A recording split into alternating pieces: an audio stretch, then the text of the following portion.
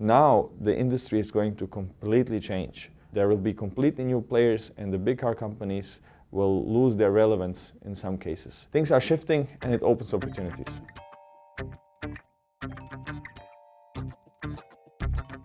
Yeah, at the beginning I think everybody thought I was crazy, like making electric supercar, like why would you do that, nobody wants that, and so on. And even those that were saying like an electric car will never happen in our portfolio, they have completely changed now and everybody's working on it. So I think this is like, we are well beyond that point where people are like, okay, this is not going to happen. I think everybody knows it's going to happen.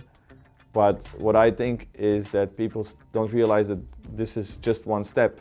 The bigger changes is that drivers become obsolete and ownership of cars becomes obsolete. And the question there is, what becomes to sports car companies? So that will be interesting to see what happens to those companies. For me, everything started already in high school. I was the national champion for electronics and innovation. I had my first patents when I was 17 years old, but I was always fascinated with cars. So as soon as I was 18, I bought an old 1984 BMW 3 Series to race with it, and then the engine blew up. And being from Croatia, I read a lot about Nikola Tesla, who invented the electric motor.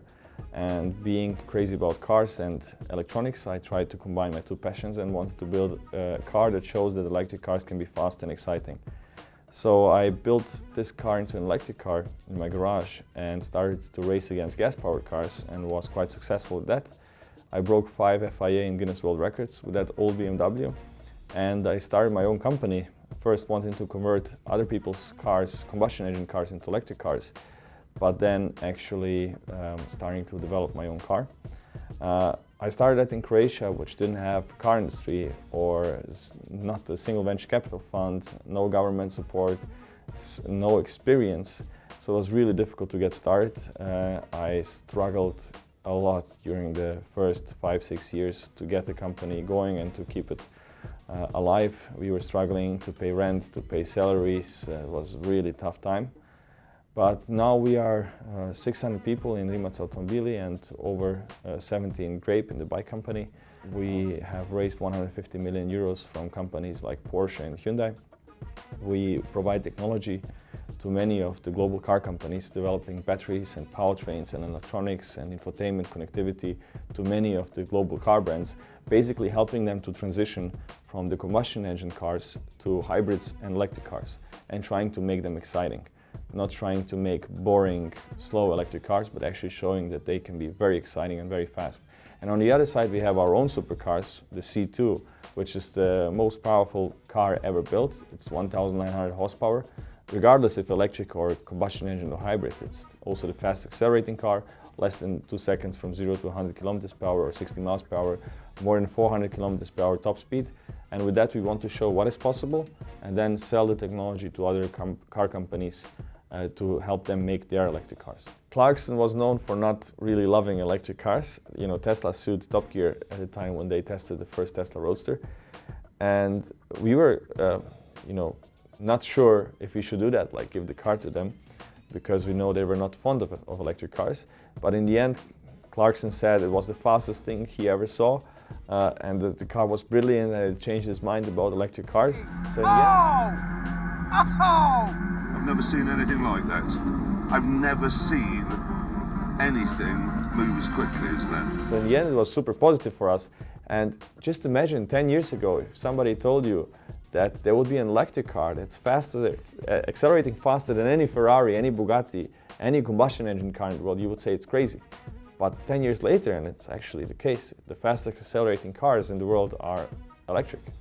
With our own cars, we want to stay low volume because we don't want to compete with our own customers. Our main business is providing them batteries and powertrains and so on.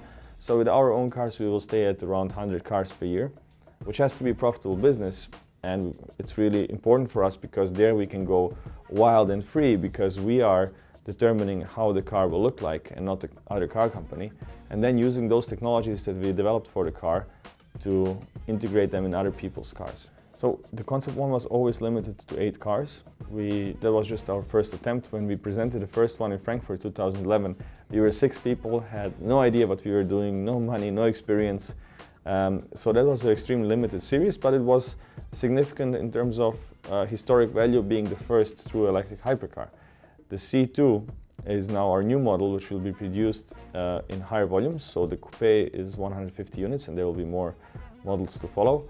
But as I said, our main business is then using what is developed there and sell it to other car companies. From Concept 1, which was our first model, until the C2, which is our current model, we learned so many things and so much experience, and the company has changed so much. Like, we were basically a garage and we developed the first Concept 1 and showed it in Frankfurt. And now we are a company that is working with all the car companies in the world, and we have gained so much experience, and we are now hundreds of people. We have hundreds of engineers working on it. We have, for the first time in our history, significant funding available to develop our products based on the investors that invest into the company. So it's a whole different game. The basic idea is the same, like trying to raise the bar as much as possible for performance of electric cars, but absolutely nothing is carried over. So we started again from a blank sheet of paper and trying to develop the car from scratch, from ground up, with no compromises. So we adapted all the learnings from the Concept 1, but we didn't take one single bolt from the Concept 1 and put it on the C2. I'm very driven by the technology. Like, I had this vision of the product in my mind 10 years ago, and it took us basically 10 years to develop exactly that product that I wanted. So people always ask me, like, how do you get the idea? I think idea is 0.1%, execution is absolutely everything. Execution is super difficult in this industry.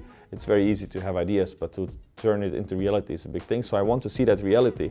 But also, I'm very proud on the fact that we have been voted several times as the best employer in the country. We want to create great jobs in Croatia. We want to show that it's possible to do something like that in this region. Like, everybody told me it's impossible to build a car in Croatia. Everybody told me it's impossible to do whatever I wanted to do. And I want to prove that it's not only possible to keep talented Croatians in Croatia, because a lot of them are leaving.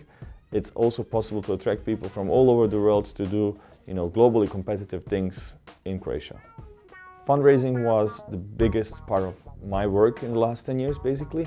I was always struggling, and especially at the beginning it was super hard to get funding. But in the meantime, we have big names like Porsche or Volkswagen and Hyundai who invested a lot of money into the company. I have raised more than 150 million euros, and that was a super hard process. And actually, this is also something that I think is going to change, and it's super important to me because, it's basically a closed circle, because it's very complex. The fundraising process is very complex. So it's a closed circle of people who can attract investment and who can give investment. And I think this will democratize, like many things today are democratizing. So for Grape, our bike company, we are now doing crowdfunding that's based on tokenization. So it's an equity token offering where anybody can participate in the funding round. And I think that's great because it gives investors, anybody can be an investor in companies they believe in. And the companies get access to a much broader range of investors. Anybody can become an investor. Their own can become an investor. So it's something that democratizes, I think, the investment, and this will be, I think, the model for fundraising in the future, because the current model of fundraising is so complex and takes so much time and so much effort and drains so much energy from the company and from the management team, that I think it's quite an outdated model. Partnerships are super important. So Porsche and Hyundai being part of the company is so valuable to us on so many levels. And those people came into the company because they believe in our vision, and we only let those people to be part of our company that really are aligned with us in that regard. And I don't have any problem giving up ownership of the company for that. So obviously, when you fundraise, you have to give up equity in the company. And a lot of people ask me, like, okay, now you lost majority shareholding, so what's going to happen? And as long as I'm the best person to run the company, I will do that. But if there's somebody else who's better, the shareholders believe that somebody else can run the company better, it's in the company's best interest that, the best person runs the company. If that's not me anymore, then, I'll step out. But I think that I have full support of the shareholders, and that we have a common goal, and then it's not important who owns how many shares. Like, we are very aligned on what the company needs to do, what are our goals, what are the ways to get there, And I think that people are too much focused on like the shareholding structure of the company. Entrepreneurs are focused on that because in the end, I think what is good for the company should be good for everybody, and usually it's good for the company to raise more money and to have more good partners on board, and then everybody gets diluted, including the founders, which I don't think is a bad thing. One of the things I don't like about this industry, it's very secretive. So we are very open as a company, so anybody can come to our facility and have a tour of the company, see everything that we are doing, except those things that we do for other car companies. And you can even see on YouTube, have a virtual tour of the factory where I take you around, like in 1 hour you see absolutely everything we are doing. And we have always been this open. But what we do for other car companies is usually under non-disclosure agreements, and we cannot talk too much about it. Obviously, we are working with Porsche, Hyundai, who are our shareholders.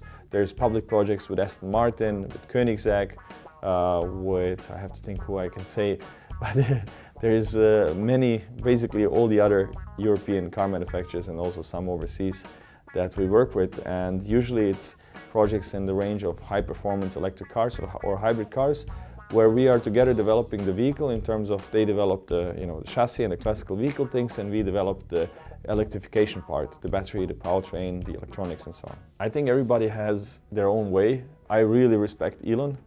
I don't like this when people say I'm, I don't know, Elon Musk of Europe or whatever. I never met the guy, but I have huge respect for him. I think people don't appreciate what he's doing for humanity.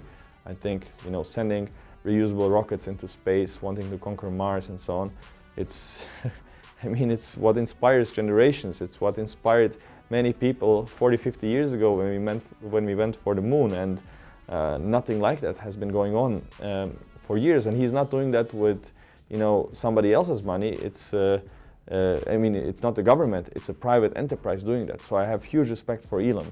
But what we are doing is on a completely different scale. We are a much smaller company. Obviously, the electric cars are connecting us, but what he's doing and what we are doing is on a totally different scale and totally different impact. We are a much smaller company. Tesla has now, I think, over 40,000, 50,000 employees. We are just 600, 700 employees. Of course, trying to do our part of the transition to different kind of mobility, to different kind of energy usage from fossil fuels to electric and so on, helping other car companies to go electric.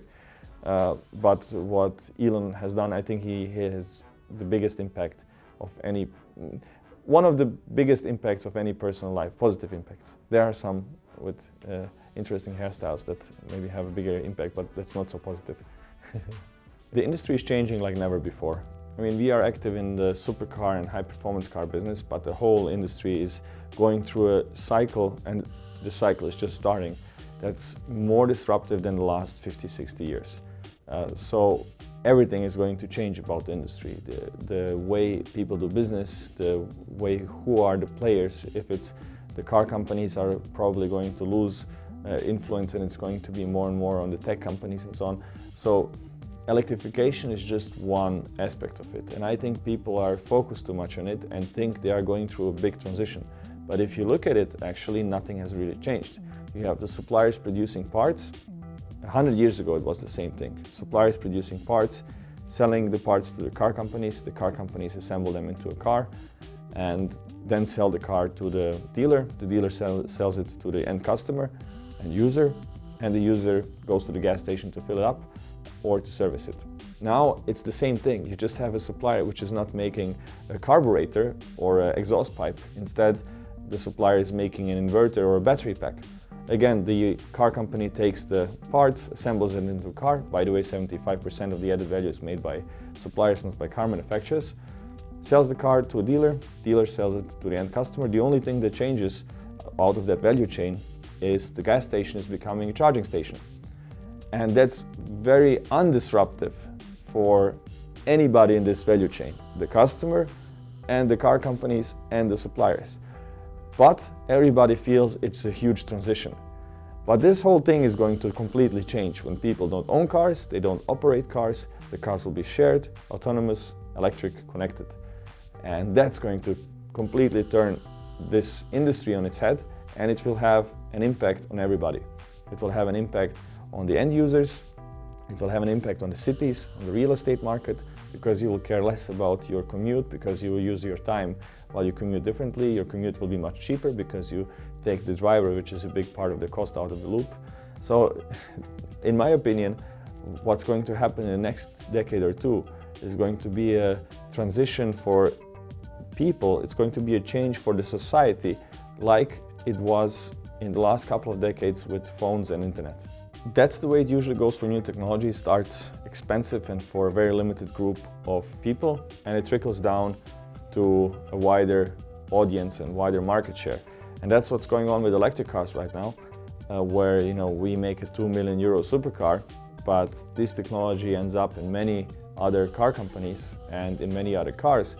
Currently still on the high end, but of course, obviously working with Hyundai and some other companies, they are more mass market oriented, and this will eventually trickle down to a higher volume.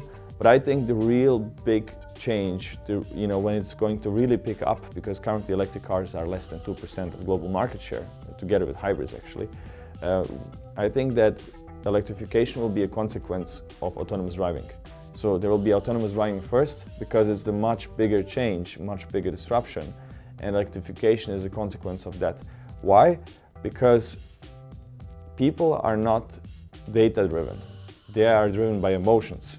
So if I ask you how much range your car needs to have, you will answer 500 miles, because I need to go once per year to my grandma's, and I need 500 miles to get there. But in reality, your commute is 20 miles, 30 miles on average. And companies that operate big fleets in the future of autonomous cars will know exactly how your commute looks like, and they know the data of how many trips they have that are 5 miles, how many trips they have that are 20 miles, how many trips they have that are more than that, and they will know exactly which kind of batteries they need, how the vehicles will be operated, how they will be run, when they need to go charging, how big of a battery they need to have, and how many of those cars with a certain type of battery. So then the question of range falls, somewhere completely differently, and it's a totally different paradigm where everything is driven by data. And as long as people are making the emotional decision to buy cars, they will do unreasonable choices in terms of battery size, which results in high cost. So this will completely change with autonomous vehicles, and kind of the decision of the car itself being taken away from the person and given to an operator who will operate the fleets of autonomous cars. Vehicle design is definitely going to change completely. When you don't have ownership of the car and you don't have operation of the car, you don't have a person driving the car, it's going to completely look different. It's going to be different, and nobody knows really what it will be like. Some people are working on things that look like little trains on rubber wheels. If that's the right direction, I'm not really sure. I have some ideas on my own, which I won't share now, but definitely it's going to be completely different. And just the way the car will be used, because currently the average car is being used for 3% of the time. It's sitting around doing nothing for 97% of the time, which is totally insane. It's such a waste of resources, not just for the car, but also for the real estate where you keep the car, parking spots and stuff like that. And when your car is being shared by many people and being operated by a fleet operator, let's say Uber, it's being used by 60-70% of the time when you don't have a driver who gets tired, but you have an autonomous car. And just imagine how different the car needs to be because of that. Like being used 3% of the time or 70% of the time. That's a huge difference. And being used by one person a day and then being used by 50 people a day. So cars are going to change in many, many ways. And the question is, who produces those cars in the end? Do you even care about the badge? Do you even care about the performance, about the battery size, about the brakes? You don't care about that. You don't care about that in your train today. And you will also not care about that in your future autonomous driving pod. And that comes from a car guy. I'm a car guy, making electric supercars. But in reality, I kind of have this crazy saying that autonomous cars will enable capitalism to work further, because in the last decades, in capitalism, everything has to increase, right?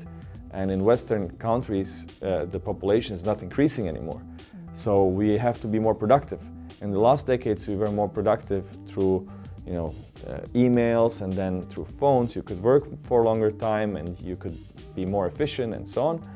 And now with autonomous cars, you will get billions of hours of productivity of people that are now sitting behind steering wheels and not being productive. Just imagine, as far as I know, 8% of the US GDP is impacted by traffic jams because people sit 50 billion hours a year in traffic jams behind the steering wheel. So all of a sudden you have this time available for other things. Of course, lots of people will watch, cat videos on YouTube, but many people will also work. So that's going to be a big productivity shift also, and will change many things. I think that the big changes never happened, in the way you see it in sci-fi movies, where, all of a sudden you have some revolutionary, floating buildings or flying cars or whatever. I mean, there will be different solutions to the problem, but I think we need to utilize what we have the best way. So if you look at roads today, you have a traffic jam, and when you sit in the traffic jam, it looks like there are cars everywhere around you. But we are now in a skyscraper and look at the roads, and from above, most of the roads are empty, but still there are traffic jams because they're not utilized in the right way, because people cannot communicate with 1,000 people at the same time. When you have an autonomous car, it will know exactly where every car is and where it's going and what it wants to do. So you can utilize the existing infrastructure so much better. And I think that's much cheaper than building new infrastructure on the ground. Of course, that also has its merits, or flying over the traffic jams and so on. Everything has some kind of, let's say, a purpose, and it makes sense in a way. But I think the first step is to utilize what we have at the moment. The infrastructure does need to change, but once we have cars that can speak to each other and be part of a central nervous system, that's going to utilize what we have much better and be much more safer. Okay, we are a small manufacturer, so we don't have a global service network. We do have dealers and services around the world, but we are not like a big car company. So all our cars, from the first one, were connected to the internet. We can see all the data about the car, of course anonymized. We don't know who the owner is, and we can see if there is a problem with the battery cell or with the motor or something like that, which helps us to even see a problem before the customer can see it. Maybe we can fix it with an over-the-air update, or if it's not fixable with the over-the-air update, we warn the owner and tell him, look, you'll have a problem, please go to the service, and the service already knows which part they need to exchange. So this really enables us as a small company to basically not have the big investment in a global service network, because our global service network is the data being sent from the car. And we utilize that, of course, to understand better how the cars are being used, which functions are important for the driver, which functions are not important. Maybe for me it's kind of crazy that car companies today, they put so much money into the development of the car in different functions of the infotainment and so on. And I tell you, they have no idea how the customers are really using the car, if they really need those functions, if they want those functions, if it's just too complicated for them. They build it, give it to the dealer, and they're done with the car. And for us, it's really important to have that feedback loop, to know this exactly how the car is being used and all of the details of which functions are important to the user, because the user has a different perspective. However smart we think we are, or however well we know our product, the user is looking at it from a different perspective. One thing is for sure, all cars will be connected. And currently that means that you can turn on your air conditioning or know when your car needs to service wherever you are. You can see if your car is being charged and so on. But that's just the step currently where the business model didn't really change, where you still own your own car. And in the future, when cars become autonomous, you will have to have some kind of a way to interact with the car from an operator standpoint if there is a problem. So you'll have remote controlled cars. When the autonomous driving system cannot handle a situation, there'll be a person maybe sitting on another continent connected with 5G to the car, driving you in the car to avoid a dangerous situation, or a situation that the autonomous driving system says, okay, I cannot cope with this situation. So every car needs to be connected, and there will be a lot of data traffic being generated from the cars.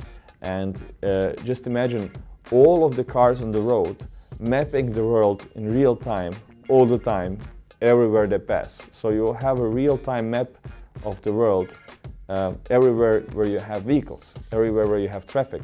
And it will be all fed to a central system, which is not being updated like now. Google Maps is updating their maps, every few months maybe, with a new aerial footage.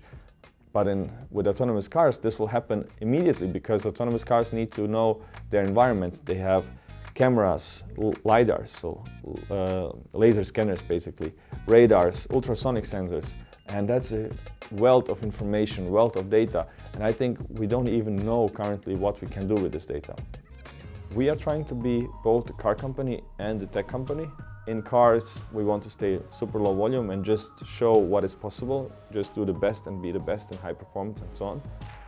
And on the other side, with the tech, really scale that and be a big supplier to the car companies, be an enabler for them to go electric and build exciting electric cars. So the bike company started basically as a side project in Rimac, where we wanted just to apply what we have done for cars onto two wheels and make something cool and crazy. And it was really, a very fun product. The first bike we did, it was super fun to ride in the city, in the woods and so on, but the market was very limited. So we then started to develop a bike which is not about the performance, not about going fast, but about being smart. So it has cameras, it is always connected to the internet. So this enables you to do things that we don't even know currently. Like, for example, you can compete.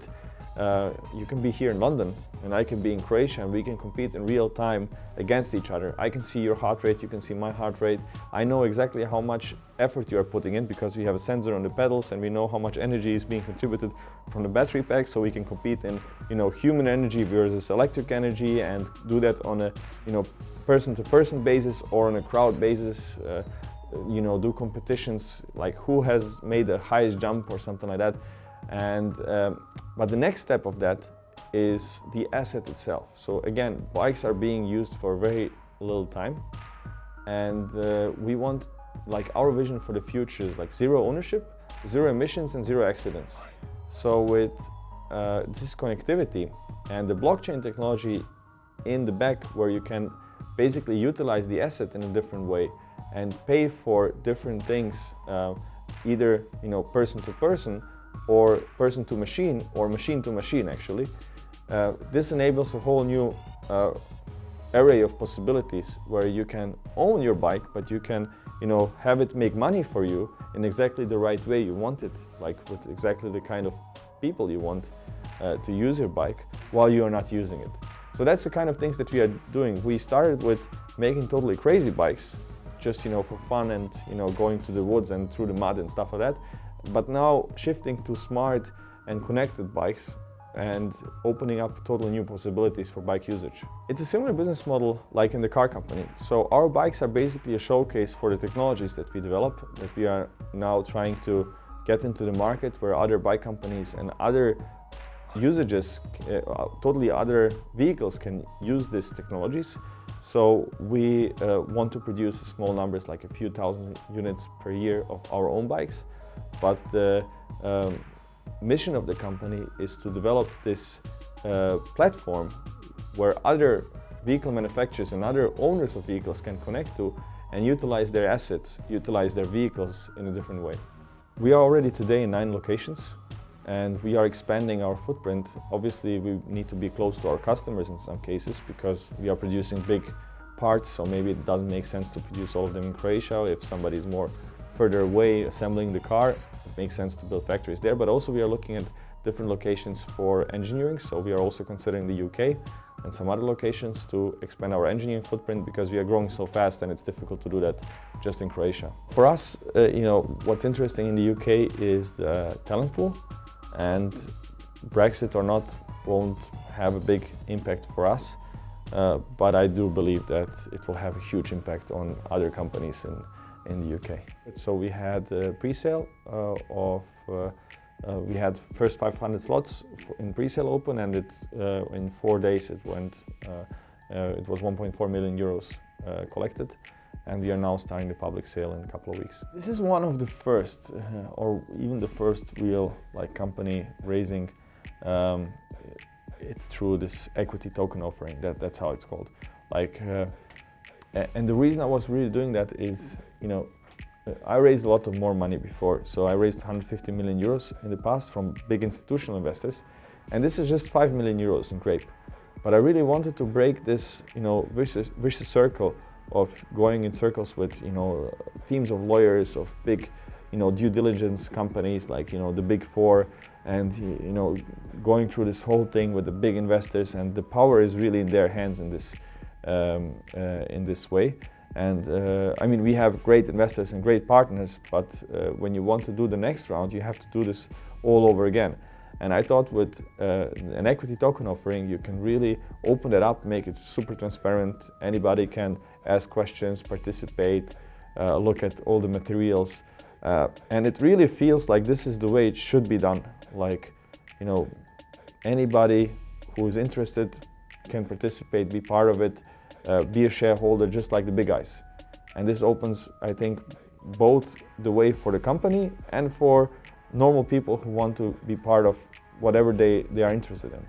It's totally not an ICO because it gives actual equity in the company. So the token doesn't have any utility. The value is not in the currency. The value is in getting equity of the company. It's just like it's an equity share based on the blockchain. Well, it was something new for everybody involved, so our current shareholders, of course, had to be convinced. But once we explained the model behind it, and it's totally by the books in terms of it respects all the regulations, it's really we have really paid a lot of attention to that, and everybody was on board in the end. So we'll see if this is successful. For sure, we'll use it for future fundraisers as well. I think in many cases we'll be in the background where our products are being sold by others, like car companies, where you don't really know that it's us inside. But already, for car components, it's very unusual that the car manufacturers kind of show it or brag about that there's something inside. So it's already a little bit like Intel Inside. When we are in a car, usually the car manufacturers like to talk about it and show it. So it's a little bit already Rimac Inside. So I hope we can really add value to these cars, and that when you know that we are part of the car, that it has some added value. For us, the big challenge now is to transition from prototyping with low volume manufacturing to high volume manufacturing, where we want to supply, thousands, tens of thousands, hundreds of thousands of batteries and powertrains to big car companies to help them make their cars. We are launching our new car on the market, doing the global homologation, crashing a lot of cars against the wall, which really hurts to watch it. You can see it on YouTube. And with the bike company to scale up and to make our platform really used by many people, so that we have this community contributing the data and competing against each other, sharing the information and so on. So it's really maturing the companies. We used to be a really small operation startup. Then we were basically going through a phase of proof of concept where we had our customers and revenues and production and scaling up. And now the next stage is really becoming a mature Tier 1 supplier for the big car companies, and on the bike side, similar, and becoming a profitable, long-term, scalable business. I'm a car guy myself. If I one day cash out and have a bunch of money, I would buy a lot of combustion cars as well for my collection, because I just love cars. But so first step towards electrification, it will be, I think, a good one. The cars can become more exciting, not boring, and with electrification you can do things to make cars actually better. And you can see that in Formula 1, the cars are not getting slower because of hybridization. And you can see that with our cars, but also some others, that electric cars can really be fast and exciting. Like, for example, we have 4 electric motors, so you can use each motor to control one wheel separately, and with that you can do things that are not imaginable with a traditional powertrain. And this can be really exciting for people that love cars. Long term, driving cars should be a hobby, just like probably your grandparents and my grandparents were riding horses. And today, we don't ride horses, or very few people still have them as a means of fun. And why will that happen with cars? I really believe that humanity goes for those things that make sense, that are measurable better. And if you look at 1.3 million people dying every year on the roads, if you look at the impact it has on economies based on the traffic jams and time lost, and on the injuries and deaths and health costs and so on, it's so big of a negative impact to the society that people drive. And I think it's just such a huge, benefit that can be gathered if people stop driving, if machines drive, and if we can make them good at doing that, that in the long term it just doesn't make sense that we drive. It's all fun and games until somebody gets hurt or you lose somebody you are close with. So in the long term, I don't think it makes sense to own and drive cars. It will make sense for a few people who will still care about it, and that will be less and less people, to have fun on the racetrack and so on. But I mean, driving in London is not fun for a long time.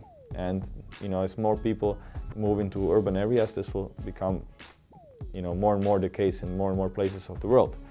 So this will inevitably happen. I think it's inevitable because it just makes sense. Maybe I'm naive, not always the most, let's say, sensible solution wins. But in this case, I think the upsides of the new paradigm of mobility is so huge that it will just happen. Car people will be horrified by it. They will say, I want to have my own car and so on.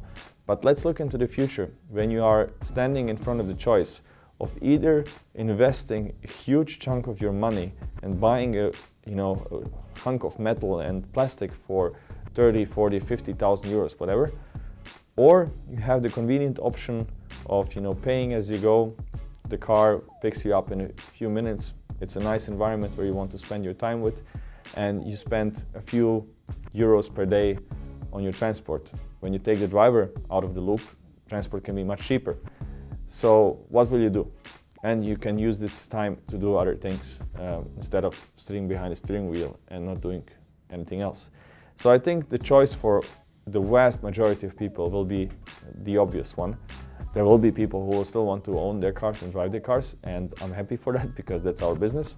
But long term, I think 20 years down the road, it will be totally changed and people will not own and drive their cars anymore. And for car companies, that is a big disruption. So will the car companies operate those fleets? I don't think so. I think it will be more tech companies. So how will car manufacturers do? Will they just be the Foxconn of those operators? Who will make the cars? Who will own them? Will the operators own the cars, so there will be finance institutions owning the cars? Who will insure the cars? Who will be the AI provider? This is all new questions, and this is also a great new opportunity for many people that are coming to the industry. So me starting 10 years ago in Croatia, I couldn't compete building better headlights because that's what the big car companies and the suppliers are doing for 100 years, perfecting their headlights.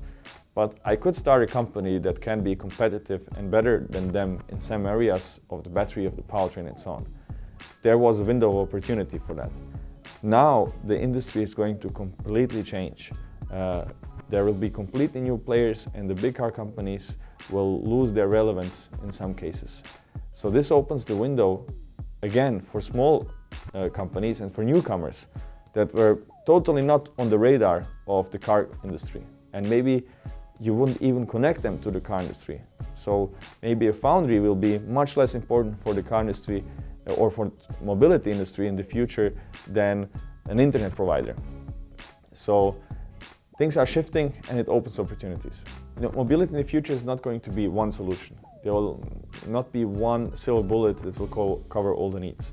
So I think that will be an interaction of multiple modes of transport or multimodal transportation, where you combine, the scooter, the bike, the car, subway, bus, whatever, to achieve your most optimal routes.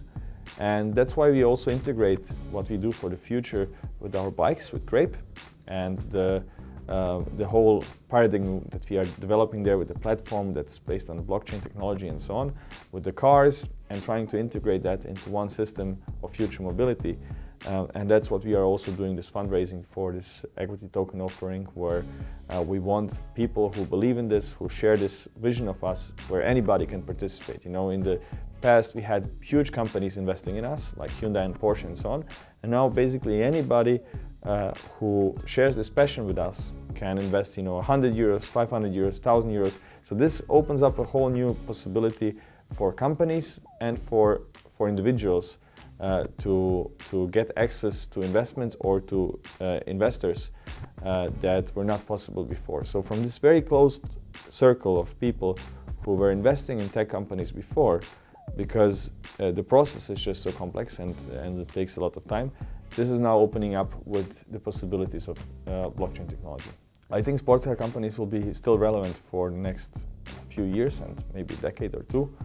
Beyond that, there will for sure always be clientele who wants, you know, the race horses on closed courses and so on. If that's enough to keep all the sports car companies alive of the future, we'll see.